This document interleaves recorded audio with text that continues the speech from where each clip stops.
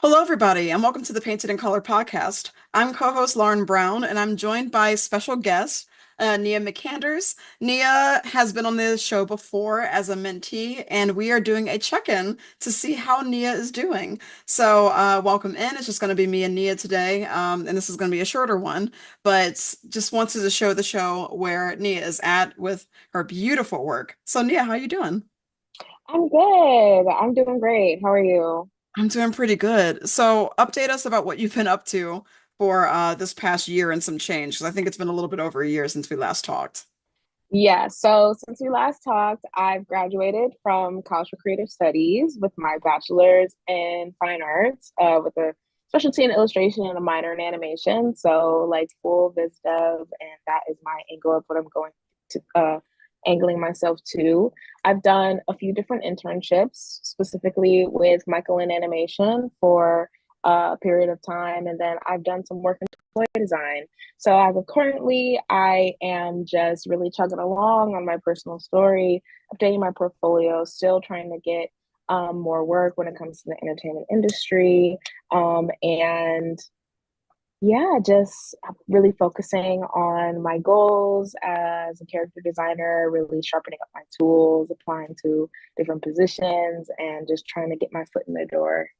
Understandable. And tell me, like, what are your goals? Like, obviously, you want to get your foot in the door in terms of animation, but is there just like specific studios that you're set your eyes on, or any or is it just a broad studio thing, or is there a dream kind of place that you want to land? My dream studio, it's gonna be similar to what I said before. I would love to work at Cartoon Saloon in Ireland, or definitely some work at like Sony or DreamWorks. I feel like specifically working and also with Warner Brothers, I feel like my style would kind of go in really well with their style of work and what they do, especially because they have jurisdiction over Cartoon Network and everything that has to do with that now. So, yeah, I specifically would love to work in TV animation. I mean, so many different studios have a range of styles at this point that, Yeah. like, normally before it was like, okay, Disney has a specific style and then Cartoon Network has a specific style. But like, I feel as though I would love to be I don't want to say anywhere because that's just like so broad, but like of course Disney, Nickelodeon, DreamWorks, Cartoon Saloon, and then working with a lot more like independent studios. I think my goal right now is just to get more established with that. There's so many different YouTube channels and like artists that want to get their projects off the ground that I would Yeah. really love to work with and like get my foot in the door with and just like make those connections with. So right now, just updating my portfolio for industry standard. That is my goal. And continuing to build my personal story. We talked a little bit Yeah. before about me wanting to write a few scripts and like get some storyboards down for the story that I have and fleshing out the ideas that I have for a pitch Bible, basically, and getting all of those things kind of really more developed. But yeah. That would be incredible. Do you want to show us the portfolio that you've worked on since we have last spoken? Because I know that you have things that you've updated, a lot of things that you've updated, and there's also updates on your story, updates on your world, and I would love you to share with the class. Yeah, of course. Oh, I will send you if if it's more convenient so then you can go through the portfolio yourself. So that's nmccanders.com. So I am on your website. I'm going to share my screen. All right, there we go. All right. So where do you want me to go first? Character design would be my first because I am first a character designer and then everything else comes after. All right, your primary focus is character design. So walk me Yes. through all the updates that you have here, because I see that this looks like some toy design, actually. Yes, so because I have such a limited experience with toy and I'm still like currently trying to build up that section of my portfolio, I put the most professional work that I've done first Yeah. so that they can see like the work that I have, like commissions with and that I have that experience with. So these are just some prototypes that I've done for a hypothetical toy design that I would be doing. This is Hmm. all free range, so it's not anything that's like attached to like a specific business, but to show that I can do turnarounds, that my line work is very clean, and that I can do like isometric and technical drawings for toy. Toy is one of like the side quests that I would love to complete when it Yeah. comes to my artistic career. So any opportunity in those areas and anything that's related, because it is still character design essentially. It's just a lot more technical when it Yeah. comes to like the smaller things with like framework, how the legs move, but it is a turnaround, it is a character that will be turned in space. So I have those first, and then as you continue forward, I have some children's book illustrations that I'm currently working on, character designs for a children's book. And past that point will be all my personal work that I've done over the course of like my 4 years, and also just in between for college and everything like that. Yeah. I remember seeing this Some of piece these, on the show last time. yeah, some of these pieces are still there because they're just strong, and I want to keep them to show the range. And I don't know, you have those one pieces that are like, okay, I haven't outgrown this yet. Like Yeah. this is still pretty solid. So like my mermaids, and then the turnarounds that I have for certain characters, the Tuca and Birdie lineup. Yeah. Um Yeah, I do yeah. love these designs a lot. And also, going back to toys, it's really interesting how much you borrow from what you've learned in animation, like or biz dev doing character design, but how much more uh perfect it basically has to be because you're making a physical 3D object that is meant to be interacted with and played with and has to work as a like parts and a whole. So it's really impressive to see how tight these drawings are. It does look very professional. It looks really incredible. Thank you. And I can't critique it because when it comes to doing things for work, there's needs that the project has. So there's the context that I simply am never going to have by looking at this. But from what from looking at this, what I can say is that it's pretty dang good. It's really Thank good. you. Yeah, and I know that this is really cool too, the Lily Lilac character, the character designs for the children's book. I like that you have an actual blurb for this. One thing I will say off the bat is that it would be good to actually put toy design to set the standard in the title of your portfolio images, just so that people don't it could be it's like, oh, is this for animation? Is this for games? Like what what is this for? So having it typed out Mimi's Bakery on Wheels toy design for company or toy design for yourself, Hmm. that's really helpful to be able to set the stage from what I'm looking at. It helps Hmm. eliminate a lot of the guesswork and helps set the context for your portfolio. Okay, for sure. So that's a call that a global note across the board. Just like make sure that you're continuously doing that. So Yeah. for Hmm. this, just like specify that this is the children's book. Specify that this is personal illustrations or these are just fun character designs that you did. And the Tuca and Birdie lineup is pretty obvious, but I think it's still good to say if anybody doesn't know what Tuca and Birdie is, done in the style Tuca and Birdie or something like that would be always really helpful. But I think this lineup is also really successful. It's like you've done a very good job at and like doing the style of Tuca and Birdie, which is important when you are applying for animation jobs, knowing that you can oscillate between different styles. It's always very, very helpful. And what's this one Yeah. here? These are one-off character designs that are more graphic design based and more vector that can be more vector based. Like you said, just being versatile in the different jobs and things that I can do. I try to show that like I can do a range of different styles in a range of different ways. So specifically for this one, it's more graphic. It's more graphic design based. It would be more vector based work, but yeah. Yeah, So it's just very editorial in a way too. mhm. Like I feel like I would see these like illustrations on an app or something like that. Just like Yeah. yeah, as you're like checking your wellness and you see this character design, like it's like, oh, like it's cool, but it's very modern, a very modern Hmm. style. And I know these guys. All right, so Yes. for anybody who hasn't seen your last episode, tell us, just give us a brief overview about the story and world that you're working on.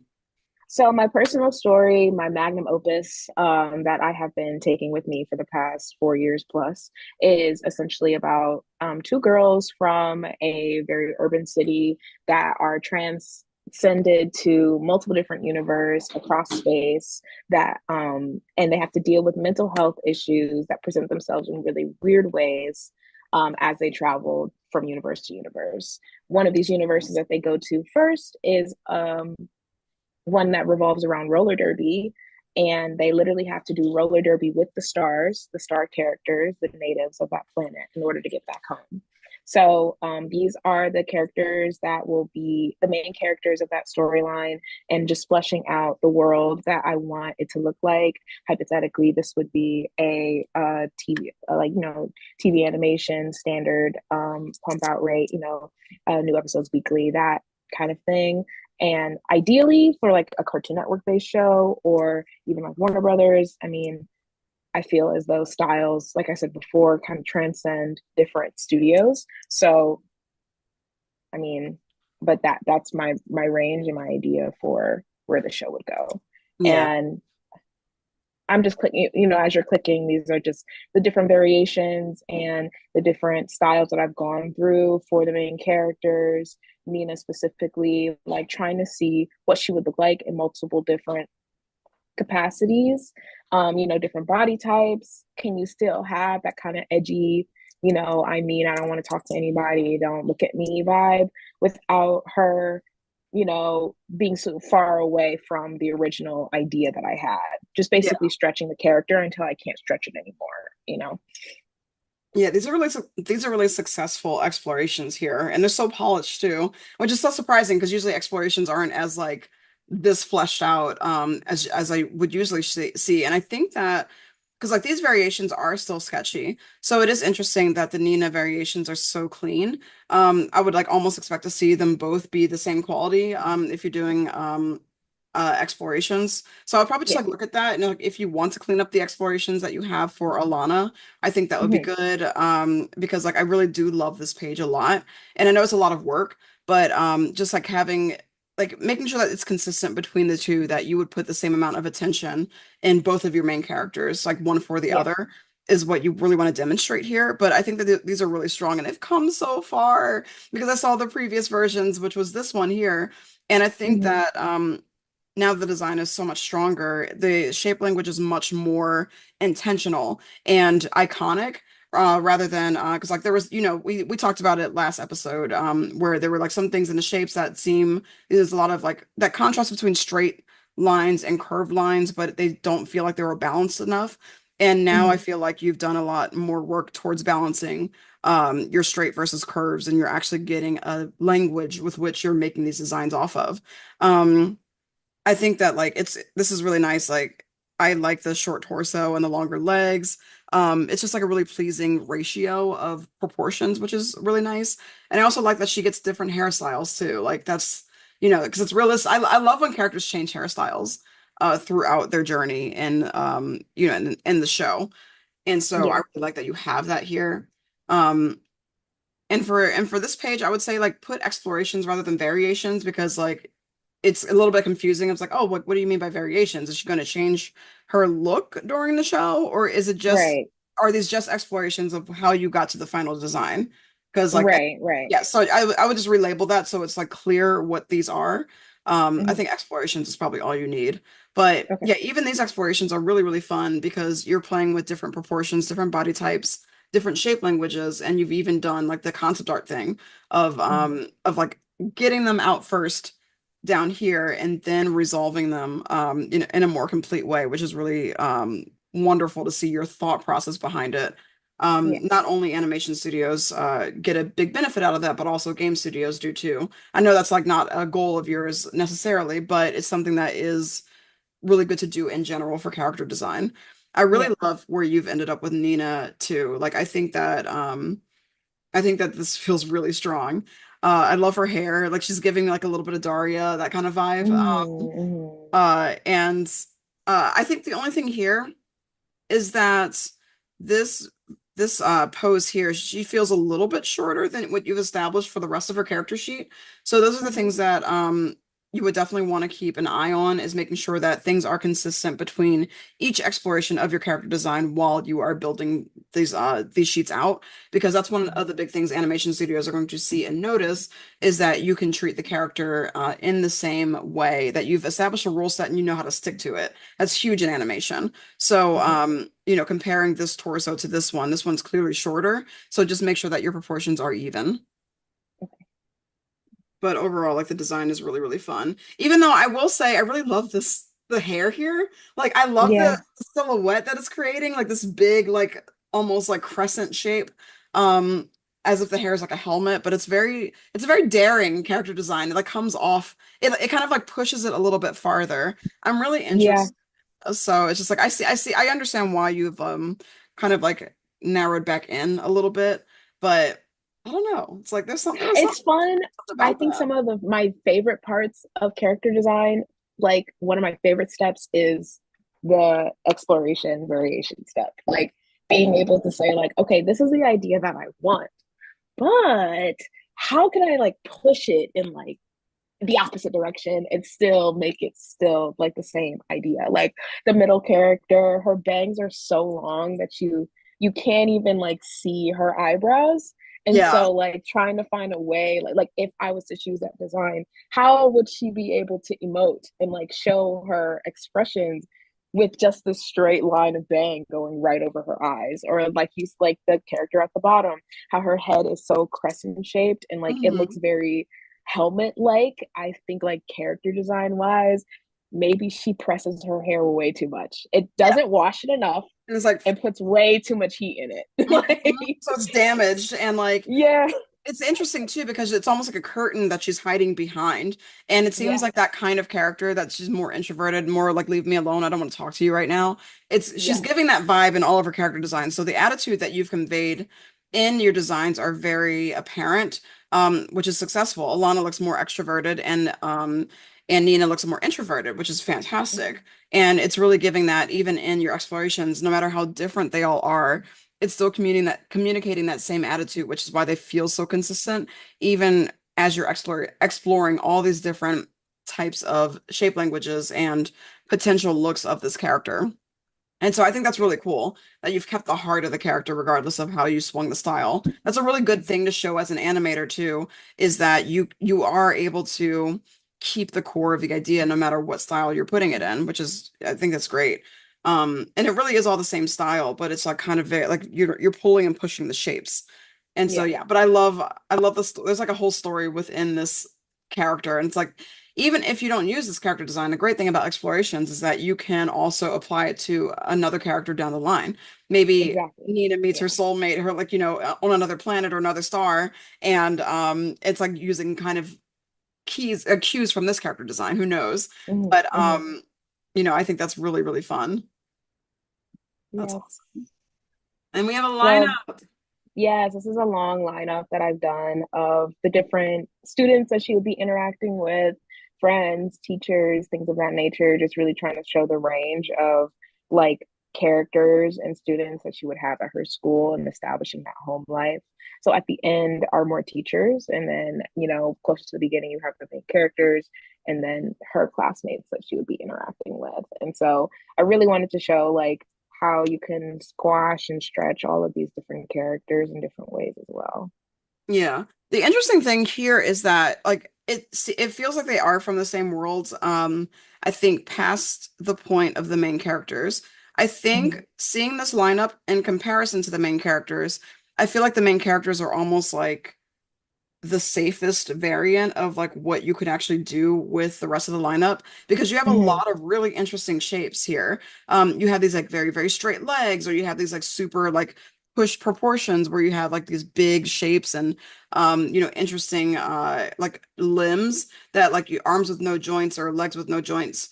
Or you have this kind of like DD silhouette, like the Dexter's Lab Mhm. DD silhouette Yeah. right Yeah. here with the super tapered legs.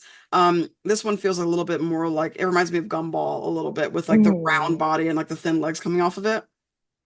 And so when you compare all of this to Alana and Nina, now Alana and Nina almost seem a little safer compared to your whole lineup because they're using more. realistic in relation to this. Um, Hmm. they're using more realistic proportions because they have like legs and knee joints. They have their proportions are generally more controlled. Their hair is Hmm. generally more controlled. It seems like you had a lot of fun really, really experimenting with the rest of your lineup, but I think it also is important to understand the rule set that you've established with your main characters and stick to that rule set as you go into your explorations. And if Right. you find that your lineup is giving you more personality, like this teacher here, I'm living for this design. This is awesome, but she has no leg, like she has no joint definition in her legs. It's just a straight Hmm. shape, which is fine and valid as long as you're also doing it over here. So Right. it's like, you have to kind of decide which is it. Do I want to have these definitive joints for the knees and arms, or do I want to have it be a smooth shape, almost like a bean with like when it bends, you have a good elbow joint here, and then the legs are like super straight. So I'd be curious, it's like, what does a bent leg in this style look like? But Yeah. you have straight legs over here, and they have clearly defined joints where none of the other characters in this lineup has clearly Hmm. defined joints. Okay. So it's like understanding your rule set is always going to be super important as you build out a world in the character design. And the reason why you do lineups, for anybody watching, is to understand that the animator knows what the rules for the show that they're working on are, and they know how to consistently apply them no matter what character they're doing. So I think, even though I adore this lineup a lot, I think it's like this is really, really fun, but it does almost feel like it's a different world, but all these characters belong in that same world from that point Hmm. on. So just think about Hmm. that as you go along. I'm not saying like change your main character design or change the other design, but I think find somewhere to meet in the middle so that you can make it Yeah. more consistent. Yeah.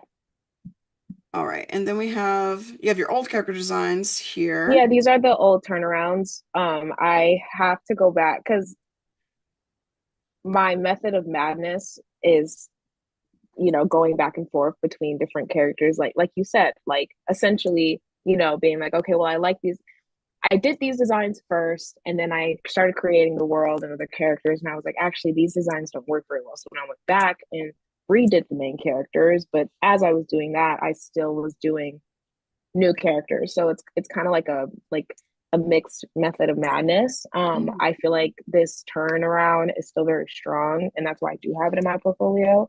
But essentially, like this is going to have to be um quote unquote redone in order to fit the model that I've already established with the new designs. Yeah. Um, yeah. Yeah, if you have new designs, it's natural that you'll just have to have a new turnaround. And Yes. as you continue to make more work, especially more exploration around these characters, I think you're already at the point where you can remove these old designs from your portfolio. You don't really need them anymore. You've already shown Right. the design on your character sheet, but I also understand why you have it to show that you can do a turnaround.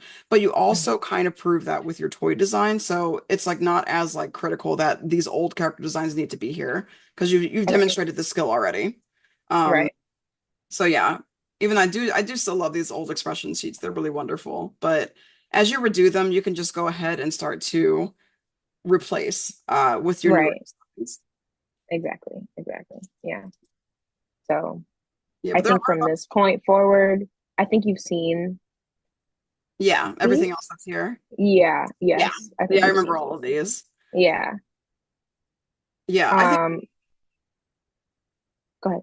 really cute. I think with these older designs too, it's like I think that your style is maturing as you've gotten older. So you're going to be able to replace some of this old stuff. Like I think I still really do like this one a lot. This is great. Mhm. Um, Mhm. but I think as we go along, like the sketchier stuff doesn't really need to be here. I love the shape language exploration, but that is a little bit more for social media rather than your portfolio website.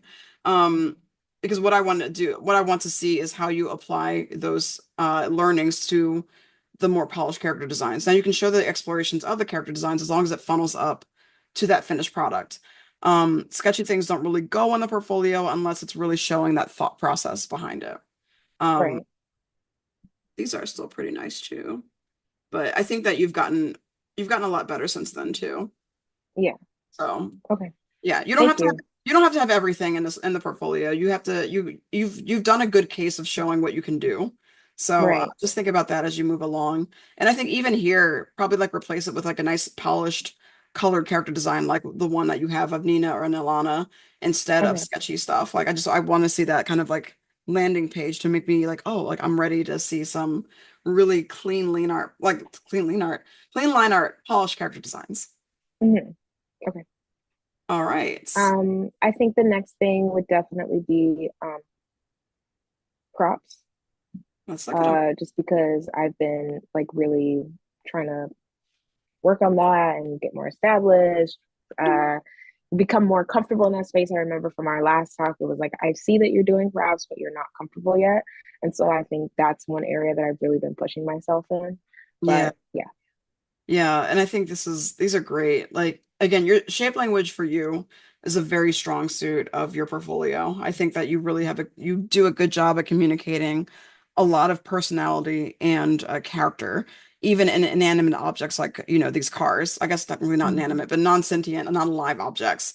They Yeah. still they carry across the personalities, these cute Animal Crossing characters very, very well.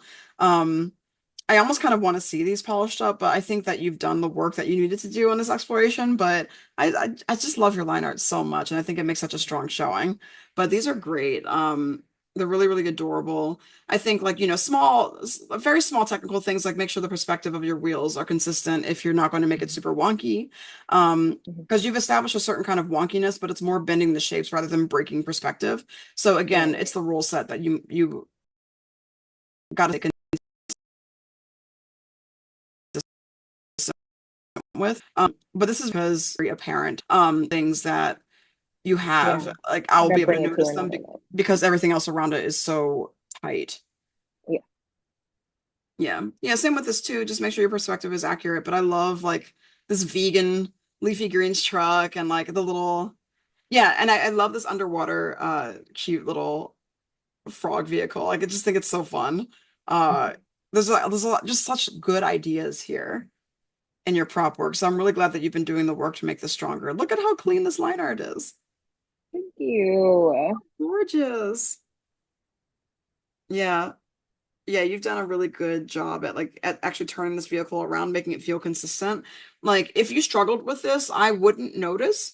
Because it looks very the way tell me about the experience of making this prop with this vehicle. Well, the whole experience of doing this was like, I wanted to draw Animal Crossing, and I was like, well, Mia, you need to work on your props. And so I try to mix ways that I have to do, like mix ways of wanting to draw something with something that I have to do. And so I was like, okay, we'll just make Animal Crossings into characters into cars. And so I did my first sketches and the explorations that you saw earlier. And then I was Mhm. like, well, you need to do a turnaround of a car because a lot of your props are just like from one angle. And so you need to turn this in space.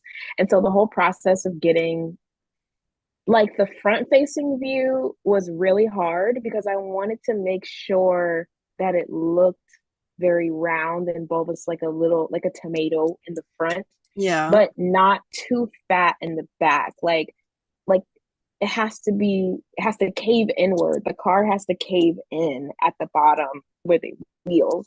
And so having to like turn it was just a lot of like trial and error. And like even now looking at it still, there's areas and things that I would love to like go in and nitpick and change to make all of the lines line up when it comes to a turnaround. It's so much easier for me to do a turnaround with a character rather than a prop, because with the props it was just like a whole other thing. Not to mention I don't draw cars. Like if there's areas that I've always felt like, okay, I'm not the strongest in, it is cars specifically. Yeah. So yeah.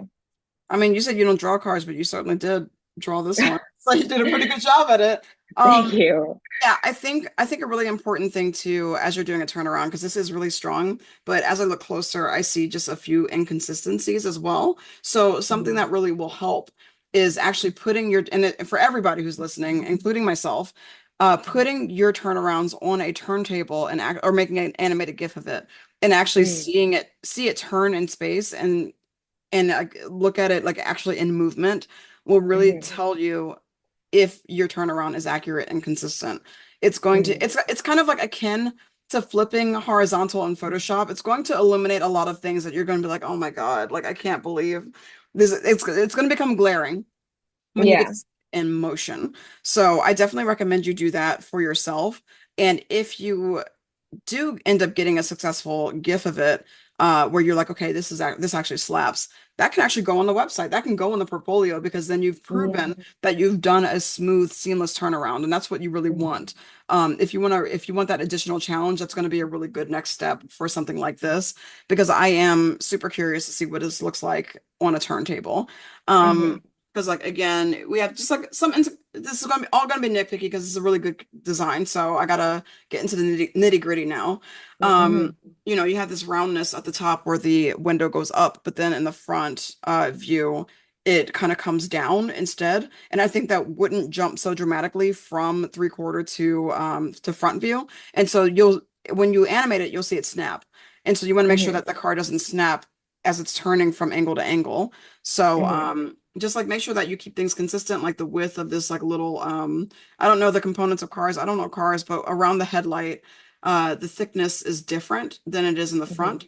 So Mm-hmm. small things like that are things I'm going to look at. But if you Yeah. do that turntable, you will see those things from a mile away. So I don't have to go Okay. through all of them now. But Yeah. overall, it's a really fun design. It does look like a little tomato. It's like Mm-hmm. hilarious how much of a tomato it looks like. And this like little key ring even is just so cute with these little ketchup. I love ketchup stickers. Like all Mm-hmm. these things have such personality to them and such detail. And it really tells me a lot about the character and the props themselves have character. And that's what I always tell animators who are exploring props for the first time. I'm like, make sure that your props or backgrounds are a character in their own right that reflects whoever is using these things. And you've done that really, really well here. It's awesome. Thank you. Yeah, these props are fun too. Who do these belong to? The idea was that it was going to be Nina's backpack. Like Nina Hmm. needed a backpack and I wanted her to have a bag. Since this point, I've changed some of the physics that I want to have in the show. So this backpack is actually a little too stiff for what I would want it to be. Got And but I really loved the shapes that if you go next, you'll see the variations that I went through it. to get to that point. Ooh. And I took these and then I was like, okay, we'll turn it in space. Like we need to see this turned around. Because again, I love variations. I love doing a lineup. I love to just be like, ooh, so many fun shapes all on the same page. But I won't actually take it and like be technical about it. And so I took like the second bag and mixed it and like really refined it, yeah, into Yeah. its own design for the turnaround. But Yeah. um, yeah, it was supposed to be Nina's bag. Gotcha. Not Yeah, sure if it goes with her I anymore, can. but Yeah, I mean, I think the old design for sure. I think the new design, like, yeah, you probably would have more round shapes now because it seems like you put more roundness into your character designs overall. So yeah. just like make sure that your rule set must reflect the rule set that you've established through all your characters. Mm-hmm. What I would also suggest is that as you're building out your prop page, this is a small note to add the character design itself to see who Mm-hmm. is actually owning this prop. What I would really suggest is that you make your project its own page so that everything that funnels up to that project is like in the same place so that we don't have to like be like, okay, where does this one go? Right. You can just keep it all in one area so that I Right. know it's like, okay, this is Nina's backpack as I just saw Nina and here's her silhouette or whatever, or her character design. Mm-hmm. You just have to put it's like Nina's backpack. That's all you got to do. Right. I love these a lot. These are great. Uh, they almost feel like they belong to the lineup that you've done. It's like kind of using that rule set instead of the one that you've established for the new Nina and Alana. Um, Mm-hmm. so again, like keep an eye on that. But like I just love the character and personality and variety of all of these bags. Like I could see these being real props in a show that I would watch. Like this is Mm-hmm. like the rib cage, like this is so funny. And like the spikes, like, studded bag or like the angry dog one, kind of like the Sanrio characters. Like it's just really, really smart design, really fun. Even the water Thank you. bottle. Thank you. These are a delight to look at, by the way. Like it actually makes me want to draw. Oh, thanks. Thank you so much. Yeah. Showing the props in motion was a comment that I got on a past portfolio review, and I was like, okay, like you have these lineups, you have these variations, like show how you would use them, what it would look like if you had a CD. She's an edgy teenager tween, so she's gonna be listening to Panic at the Dance. And so like what happened if the CD, what the CD looks like, and then also it looks like broken. And like, if you put the CD into the tabby like DVD player, I mean not DVD, a CD player, like what it looks like open, what it looks like closed, the hands attached to it, all those things. Was Yeah. what I really tried to push myself to do, was showing these props in motion. Yeah. It's great because you also you show so much of your personality in your designs. Because like it's like this little cheeky, it's like there's humor to it. Panic at the Mhm. Dance and Hello Tabby, like come on now. It's like that's just so funny. And and again, like there's such character even to this like record player or this record player CD player and the CD itself that's like a little bit thicker that you can see like when it breaks that it like how it breaks up into pieces. That's all really great explorations. These are just really really fun work. And yeah, like you're playing with a lot of shape language there too. Is this older or newer this year? This is older, yes. Yeah, I can almost tell because like you've like even from here you've leveled up your game a lot. Like these are great designs too, but like there's something that you've added to your more recent exploration of prop design. Like there's a maturity to them. So I think that like Yeah. you're already starting to level up, which is fantastic growth. Thank you. I think one of the biggest things is like when I was making these, I was drawing them within the capacity of an illustrator, because Hmm. with illustration, it's like, okay, you do this drawing and then it's done. Like you don't really have to do anything more. But as I was learning and as I continue to learn more about the entertainment industry and what is required of a prop designer, what is required of a character designer, and like the connections between animation and those jobs. So, essentially, like as I've been learning more about the entertainment industry, I realized that at this point I was drawing from the capacity of an illustrator Yeah. and not of a character designer for TV animation, or like a prop designer for TV animation, because a lot of character designers, prop designers, etc., because of their experience and their knowledge of animation, that I'm still learning. Not saying like I'm behind or anything like that, but that I'm just still learning. Yeah. A lot of these props, I'm not keeping in mind how they're going to move and how they're used within the space that they occupy. So, like, even with the earlier character designs that I had, I was not thinking about the weight um, that these characters would have when they would do their walk cycle, or how they're going to move, how their hands would open and close, stretch, things of that nature. I watched like a few different videos of prop designers, and sometimes those prop designers, or actually a lot of the times those prop designers have to animate how that prop, like, kind of like what is it called, do a slight animatic of how that prop would be used in the capacity of the show. So Yeah. like not only just the cell phone, but showing how the cell phone would flip open, if it's going to have a little bit of a ricochet, or if it's just going to be stiff when it opens up and closes, things of that nature. So these are older, and you can kind of tell because I wasn't keeping in mind how they would move within the space that they occupy. I was kind of looking at it like, okay, this is just a drawing that will be in the background, but these are props for a character that they're actually, that they're going to use, that they're going to wear, etc. So Yeah. yeah. Yeah, and that's key. Understanding how things are going to be used in the context that you're creating them for. And that really is a key difference. And thank you for explaining that because I think for our audience, especially for people who are looking to break into animation but haven't worked on anything that's animated yet, it's really important to see that experience or to get an understanding of what you're even making a prop or design for. Because yeah, like if you handle things like an illustrator, illustration only needs to be like the final product is the art itself. So that's the end all be all. You're drawing things because you feel like this feels good, this looks fun, this feels like it reflects the character, but you are not thinking about the application of it because you don't have to Right. when you're doing illustration. Illustration is more about communicating an idea and showing that final image. But when it comes to animation, you do have to understand like, okay, what is the character designer? What is, sorry, not the character designer, what is the animator going to do when they get this character in hand? How are they going to know how the hair moves or what things look like when their arms are up or like when their hair is like up in in a ponytail? What does their neck look like? What does the back look like? How does this prop move, et cetera, et Mm-hmm. cetera? Like what is the practical application of this? How does it look in all perspectives? Hmm. how do things change as people interact with it, or as it transforms, or as it gets more damaged, et cetera, et cetera. Understanding what the application is going to be is probably one of the biggest separations I see from portfolios of students who do not understand what it's like to work in animation versus people who do. And these old designs are really fun and good, but yes, like that's why I see that maturity and the newer stuff, because you're actually thinking about the practical application of this now. So it's a key difference. And so I definitely think that, again, as you continue to grow, I think you can remove them now, honestly, but if you're not wanting to, they're still really strong. But I do think that like they can probably go. Now these I think can probably stay because these are great. Hmm. And they seem like they are still working for the style that you've set up. Hmm.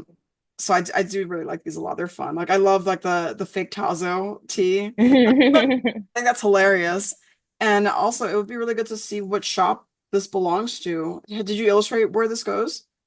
This was from, I didn't like do like a full background for it, but this was, there's a 24-hour lab at the school that I go to, and there's coffee 24/7. And so a lot of these objects are like, okay, just on hand coffee things that you need throughout 24 hours of the day because students are up for forever. And so I was like, like one of the pinnacles of art school is caffeine. So Yes. it was Yes. like, what does the creamer look like? What does, the little bowl that holds all the little tiny creamers and salts and peppers and all those kind of things like have with it. But even with this, I like with the coffee cups, I would show like what the coffee looks like in the cup. Hmm. Yeah, like kind of filling out more the lip of the coffee cup and the Yeah. separation of that, the liquid that would go into the cup. So like what the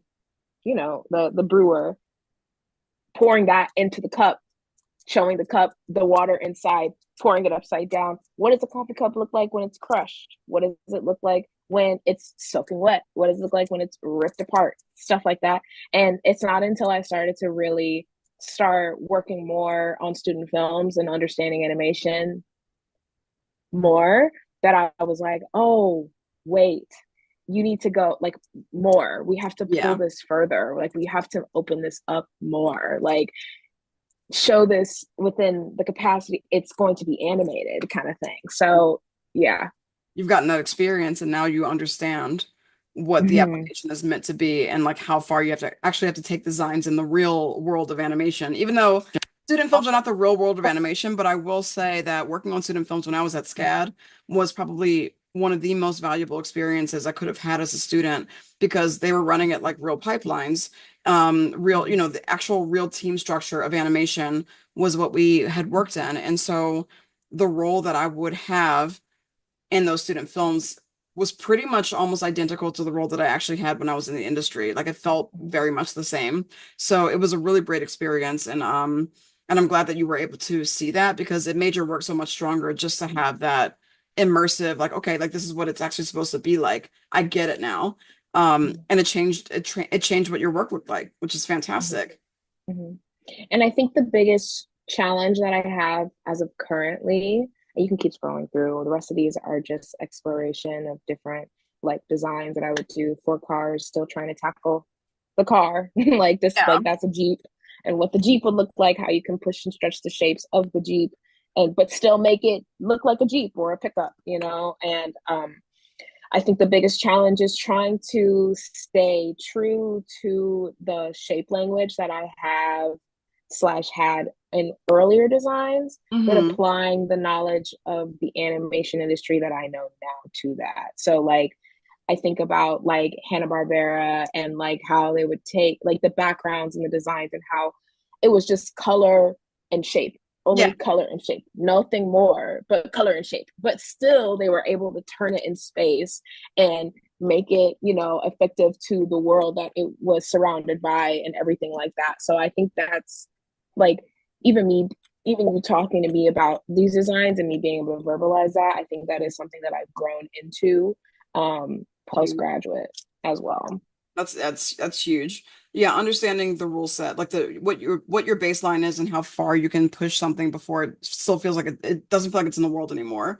Hmm. Really important skill to have. Like those abstract backgrounds that they have in Hanna-Barbera cartoons, they understood the rule sets of those, so it made sense in the context of how they had built it out because they stuck to that rule set.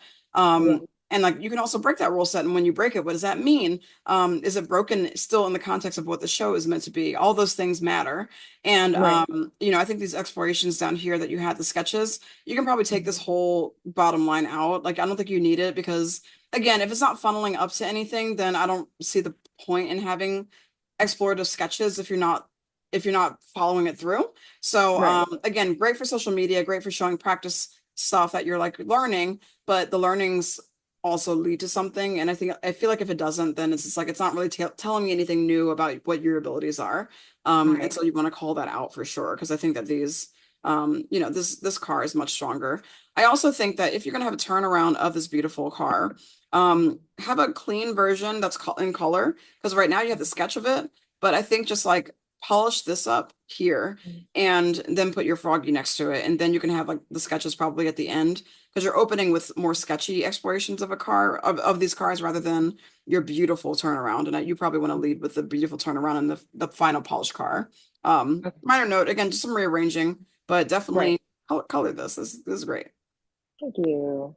Yeah. And then the last is my biz dev work. Um, yeah. All right.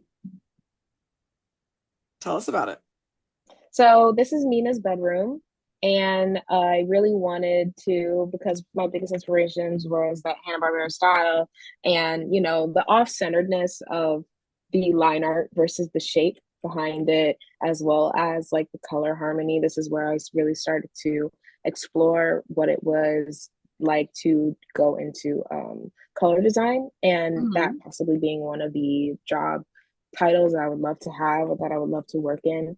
And so this was kind of my intro into like backgrounds, color design, and still having and understanding, slowly but surely understanding like animation. So this is Nina's room. And then if you go next and you can see like the color variations that I went through to get to that point, as well as the value studies and the thumbnail sketches that I did to get there as well. If you go to the last one and the values of that. But yeah, so that's Nina's. And then if you continue, I also have Alana's room to show the contrast between the Hmm. two characters. Yeah, like candy So versus like the more like don't come in my room, like knock first or whatever. This is like, oh, like yes, come, let's do hair in this room or something, like something really cute and like wholesome. Um, yeah, this is adorable. And it's like also so clean too.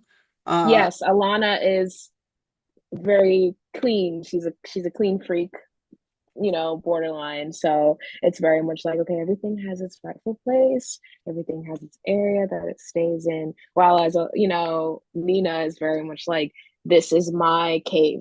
I know where everything is because this is my cave. My computer is on my bed, and then the juice is next to it. Don't move my juice because then I don't know where my juice is. And then you came into my room, and now yeah. everything is messed. So, like, It's true. And I feel like with Alana, it's like it's more like, oh, like this space is your space, but if you dare move anything or leave something on the floor, she goes into like a manic state a little bit and just yeah, like, oh, like it's fine, while her eyes twitching and just like, oh, yes, you knocked that yes, over. So it's just like yes. I feel like that's like a lot more of that personality, and that comes across in the design as well. I think of your portfolio so far, I can also tell that like, and this is something that I see a lot of people struggle with when it comes to backgrounds, especially. And you definitely don't have it as bad as like other people do, but it is very difficult to stick to that established rule set that you were able to keep so consistent throughout like your main characters and your props. To like, it's kind of like putting everything into practice and combining them all into like, here's the fully like what's the best way to put it? I think like it's like being in school and you're learning all these like different rule sets, and now the backgrounds is like the final test. It's the final Mm-hmm. exam is like, okay, now put them all together and like make them all consistent. And it's like a math Yeah, problem that you're like, oh my God, this thing is massive, and like what do I do? And so yeah. backgrounds are very, very challenging because it's combining everything that you've set up and making it feel cohesive in a background, in a whole Mhm. environment. And if environments are not your area of expertise, because you said you're a character designer first and foremost, then it's going to be very hard to keep that consistent in your backgrounds. It just takes practice, like everything else does. But when I talk about rule sets, this is a really good example of making sure that you're establishing rules and then sticking to them, Mhm. because just for moments, and again, this is like I get nitpicky because I used to be a background artist, and Mhm. and your portfolio has been is so strong, so I want to make sure that you understand where to go next with things like backgrounds, because I know that you said you really wanted to work on those and practice them last time we met. Yeah. So I see some of like the old prop language coming through in Mhm. your background stuff. Like the old I remember seeing this lamp in like the prop sheet that you had made a Yes. while ago. Yeah. Um, there are rule sets that you've established in this lamp that I don't really see anywhere else. Like you have this like wonky off perspective. It's not quite sitting on its like center, but nothing else really does that in the room. Like nothing is like kind of like askew or like Mhm. doing the same thing that this lamp is doing. Same with this bookshelf. This bookshelf has like a wonkiness to the front of it, which is fun, but then these curtains are straight, like on the sides. Mhm. And so like Mhm. things like that, if like, so say for example, your rule set is all straight lines have a slight, whatever degree curve to it. And you apply it consistently throughout the board. And sometimes like you have straight lines to kind of offset it. So like the front of the thing is curved and then the back of it is always straight. Cool. Mhm. That can work. But if you apply things inconsistently, like for example, the perspective of these posters, um, Mhm. it's fun if everything is kind of like off perspective, but everything else in this plane is actually in perspective. And so this starts to stand out as like, okay, like, is this just intentionally wonky or is it a mistake? So Right. you want to make your wonkiness obvious, that it's just wonkiness that you've planned intentionally. Mhm. You have different kind of skew rules on these posters. Like one of these goes really high in the corner, and then it goes a little bit high, and this one's completely straight. So it's just like, what level of like pushing and pulling are we really doing here? So it's really Mhm. thinking about the rule set that you've set for your background and your props and understanding how to kind of keep that rule consistent throughout your background so that you have a pleasant wonkiness that feels intentional, um, and has that like personality to it. It is Right. not easy to do this push and pull game. It really, really isn't. So I'm not Yeah. surprised that you have like areas where I'm like, okay, like I'm noticing that you maybe weren't able to apply it so consistently. But I think really what it is that what you're doing is taking the same sensibilities that you've already applied to your props and your main character designs and translating it into a bigger scene. And so just like try to not let the whole background overwhelm you. Like maybe tackle different parts of it. Maybe like check in with your rule set as you do your sketch phase and be like, okay, I've I've pushed and pulled these things. Does this look like it feels like I've made all these decisions intentionally? Have I thought about these decisions? So I think it just takes some getting used to and practice. That's really what it is. Mhm. Mhm. But I think the best way to do it is to research, you know, other examples of backgrounds on various different shows between lots of different styles, like Steven Universe or Blue Eye Samurai or Gumball or Adventure Time or whatever it could be. Mhm. Both mature and for children's cartoons, just to see how they apply their rule set and just like make a note of it. It's like, okay, I see that their rule for this is that they always have this color overlap here that breaks out the lines. Because Mhm. you also have that too. You break out the lines a little bit, but Mhm. I think you don't commit to it strongly enough to justify its existence. So if you're gonna Yeah. break that line, really break that line. Like make Right. that color overlap it and like offset it and apply it like in different places around the background and make it consistent. You have it Mhm. here. Which is a good level, but then you don't really apply it that strongly anywhere else. And so again, you want to make it feel all intentional. Yeah. I think it was really hard. This is one of the, again, like one of our magnum opus pieces because it was my first time. Well, it wasn't my first time trying to attempt a background like this. I did it before, but it was nowhere near as strong. It was very much practice, and this still very much is, but I'm really proud of it. Not just because of the color choice, but also because I did really try to and hearing you say it, it makes a lot of sense because I remember while doing this, I really was studying the Hanna-Barbera style of like background specifically Mhm. with Ed, Ed and Eddie. The backgrounds of Ed, Ed and Eddie are like very obscure. Like it's like the line art was done 45 degrees off of the color design. And so and but also the colors and like are still very homogenous with each other. And they're all very homogenous. Like the choices that they make when it comes to their backgrounds of like, okay, this part is going to be white, but the rest of it is going to be this color versus this color. And then this is wonky, but this is also very straight. I was trying to capture that, but like you said, I think it takes more practice and more research because now that you're pointing it out, like even with the way that the lighting is going in that living room piece right there, Yeah. how it's all captured in that one kind, like the lighting is right in the middle and then everything else is shadow. And like I tried to really capture that with mine, but I think because they had been in practice of it for really, really long and they knew the rules, it was like they knew what they're doing. And I was just attempting that. So I think as I continue to move forward, I definitely will apply the notes that you've given me on like establishing those rules and then going and like checking in, Yeah. because like you said, as I continue to grow and as I continue to learn more about the animation industry, my style, like, and I didn't expect this, but my style for this story has completely changed. It's starting to morph into a different thing. And so the rules that I made for Nina and Alana, even their newer designs, those designs are still changing. Like as I can, every time I draw them, it looks a little bit different. And it's Yeah. so hard to stay on model with what I've already pre-established as I'm continuing to learn and grow and take the tools that I need and apply them to the story. Yeah. So like what you said with the lamp and like how the lamp is wonky and like the stuffed animals are wonky, but I don't push that wonkiness across the board with all of the different props or like even with the bed. And I think a lot of it was because I was scared that if I pushed it with everything, it would be too overwhelming.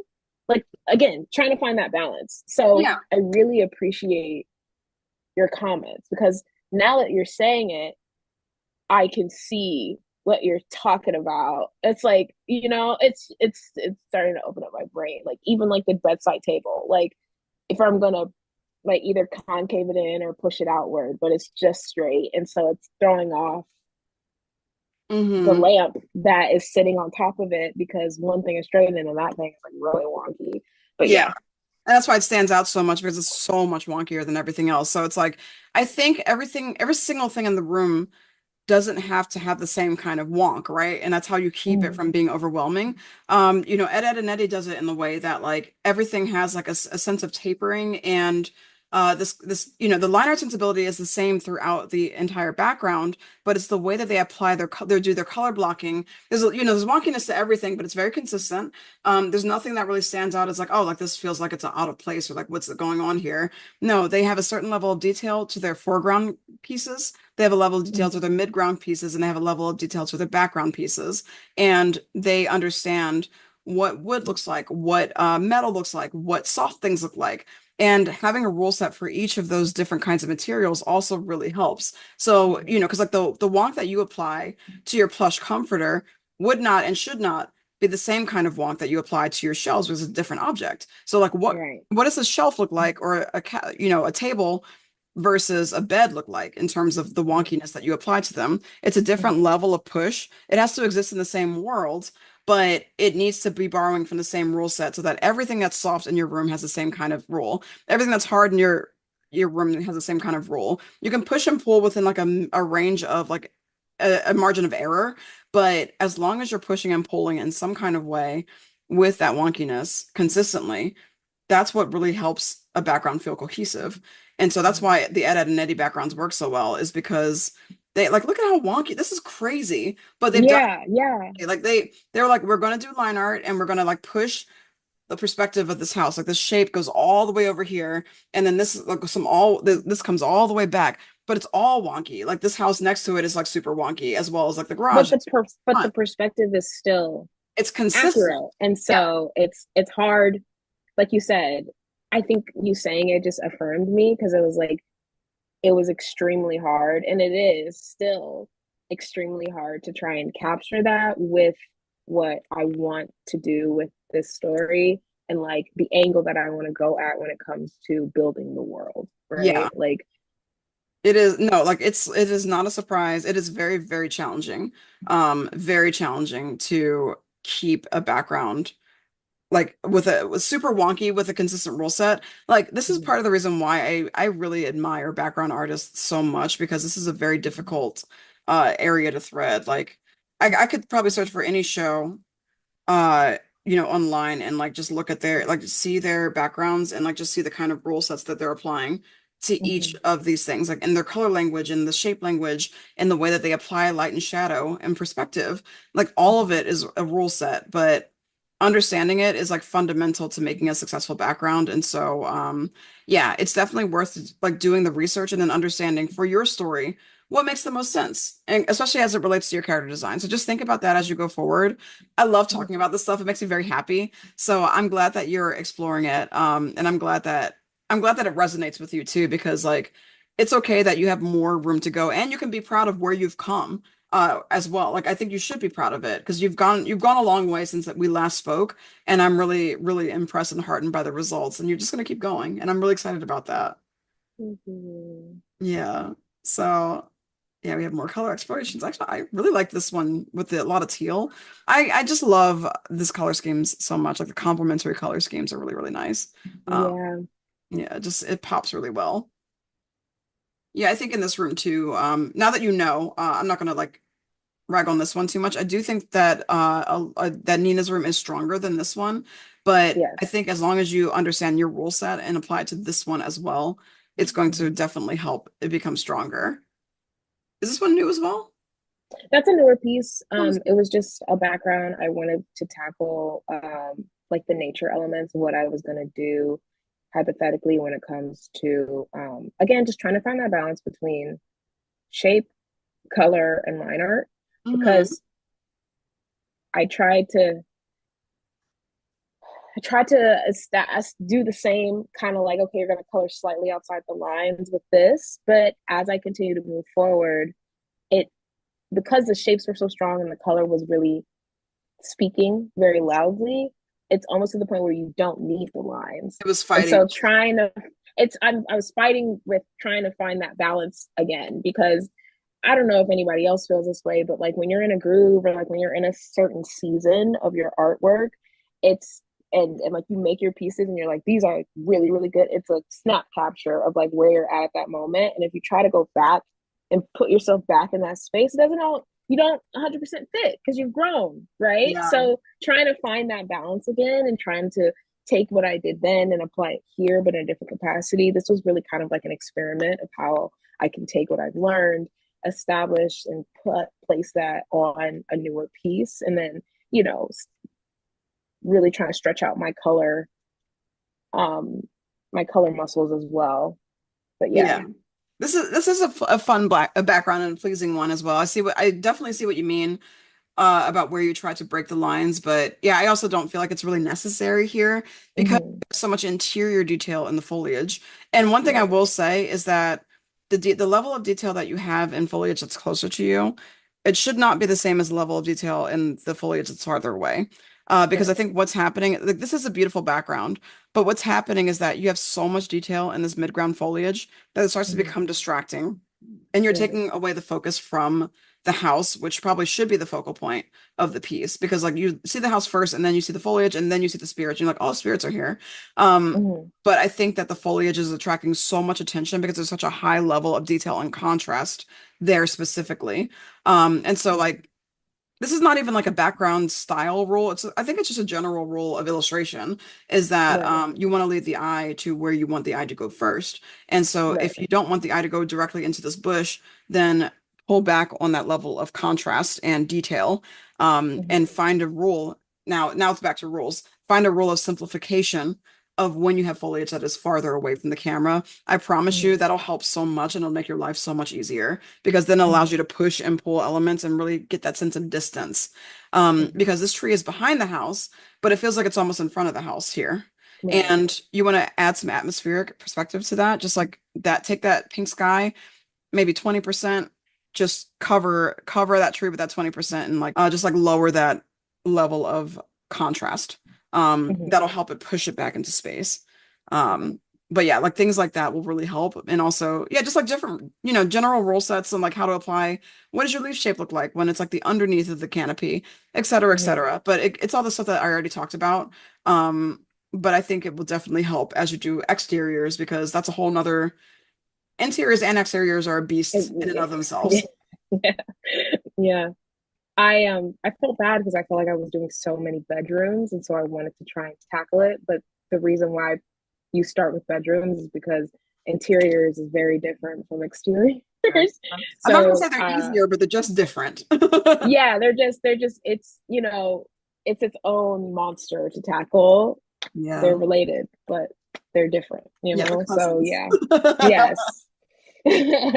Yeah, absolutely. And then this is where I was really experimenting again, still with shape, but mostly with color.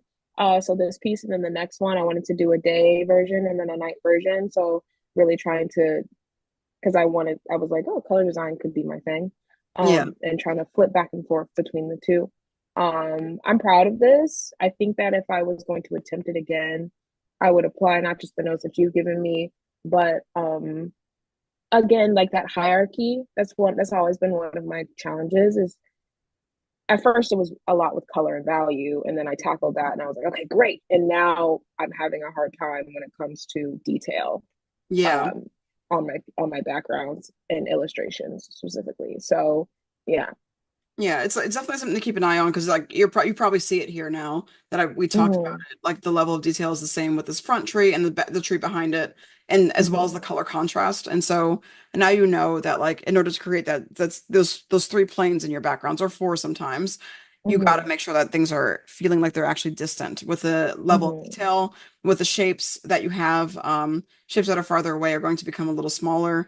So you need to push back on that. We already Hmm. talked about that stuff, but this is a really Yeah. cool exploration. And I think that like as you continue to explore your backgrounds, you will eventually be able to replace this as well. Yeah. And I'm excited for that. It should be fun to like replace stuff. I love this night exploration. This feels really cool. I love the Thank lighting that you have you. here. Yeah, that's great. Ooh! And Yeah. then those are some color keys that I did for my star story. And like you said, making a whole separate tab so then it all kind of leads into itself is definitely like Yeah. stuff that I'll do for my portfolio Yeah, that'll because this kind of definitely comes help. out of nowhere. But yeah. I love these. These Thank are fun because they're more you. abstracted and like yeah, these definitely belong into the project tab because they're not quite backgrounds either. They're color kits, but they're Hmm. beautiful, beautiful color Thank keys. you. Just love them a Thank lot. you. So that would be essentially the universe and what it would look like, and like, just different versions of it. There is no established design that I did for the universe at this point. So that's why they all look very different from each other. Yeah. When it comes to like, okay, well, here they're on the planet and then here they're looking at the planet. And so these are just very loose. I try to keep that and brief that anytime people look at them. But I'm still really proud of it because it established like the energy and the colors that I wanted to have of like the contrast between at home versus them being in this space universe with roller derby and stars. So yeah, Yeah. This is absolutely delightful. I really love this a lot. thank you. Really fun and just like there's such energy to it. And again, the colors are really, really pleasing. I can really see this like working, as a show or like just in general, like this crazy, whimsical, wacky world.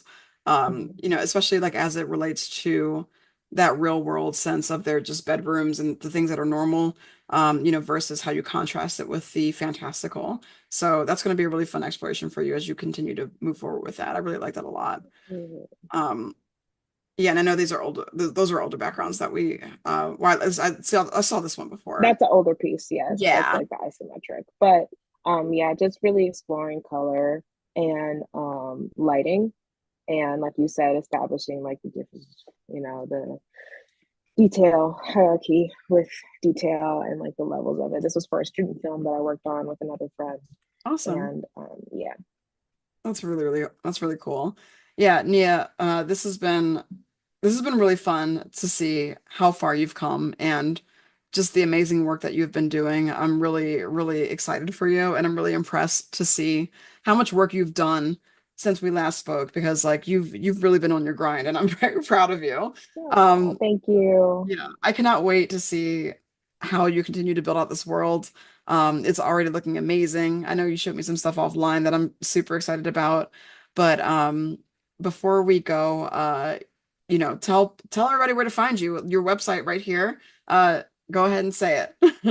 My website is nmccanders.com, and then you can find me on LinkedIn and Instagram at Nina Kochan.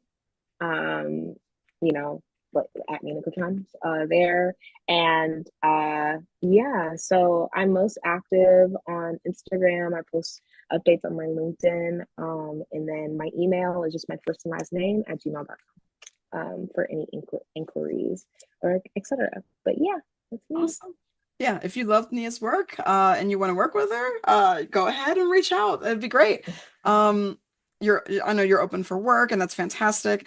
And I'm just, again, so excited for you, and I'm so proud of how far you've come with your work, and I cannot wait to see what more you do. But it really inspires me, makes me really want to draw.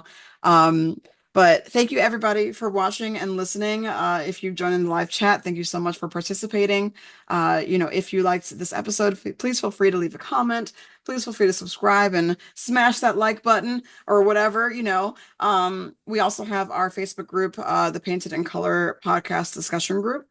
And we are probably going to be revitalizing our Discord server soon as well. If you're interested in doing a mentorship with me, please feel free to reach out. We can be reached at paintedincolor@gmail.com for any inquiries as in that regard. And maybe you'll be featured also on the show as well. I am starting a mentorship cohort starting November 28th, and also doing individual mentorships. So please feel free to reach out at Lab Illustration if you're interested in a one-on-one or cohort mentorship as well with me specifically. I can give reviews about animation, games, tabletop, because I am an art director for Wizards of the Coast right now, and just in general, diversifying income, conventions, a bunch of different things. So please feel free to check it out if you are interested. It'll be running until, I believe, February of 2025. So thank you so much, everybody, for listening. Thank you so much for sticking with us, and hope to see you next time. Bye, Bye. y'all.